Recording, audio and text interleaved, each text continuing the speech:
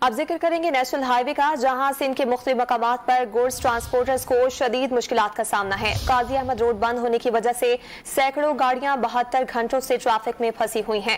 نوشہر و فیروز، دولت پور، سعید آباد، بھریا، کنڈیارو، مورو اور رانی پور میں بدترین ٹریفک جام ہے۔ ٹرانسپورٹرز نے پولیس کی جانب سے ڈرائیورز اور گاڑیوں کو تحفظ فراہم نہ کرنے کا شکوہ کرتے ہوئے کہا ہے کہ موٹر وے پولیس بھی منظر عام سے غائب ہے۔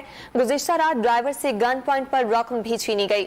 ٹرانسپورٹر نے تحفظ فراہم نہ کرنے کی صورت میں کاروبار بند کرنے کا اعلان کیا ہے۔ جی، اس وقت سندھ میں بدترین ٹریفک جام ہے۔ کنڈیارو، جامشورو، حلانی، مورو، رانی پور اور دیگر کئی مقامات پہ سینکڑوں گاڑیاں پھنسی ہوئی ہیں۔ موٹر وے پولیس مکمل طور پہ غائب ہو چکی ہے اور سندھ پولیس گاڑیوں کو نکلوانے کی بجائے، گاڑیوں کی مدد کرنے کی بجائے یا انہیں تحفظ فراہم کرنے کی بجائے ان سے رشوت لے رہی ہے۔ ڈرائیورز کو ہراساں کیا جا رہا ہے۔ دن کے وقت ڈرائیورز کو وہاں کھانے پینے کو کوئی چیز میسر نہیں ہے۔ ڈرائیورز کو کسی قسم کی سیکیورٹی نہیں دی جا رہی اور رات کے وقت گاڑیوں کے ساتھ ڈکیتیاں معمول بن چکی ہیں۔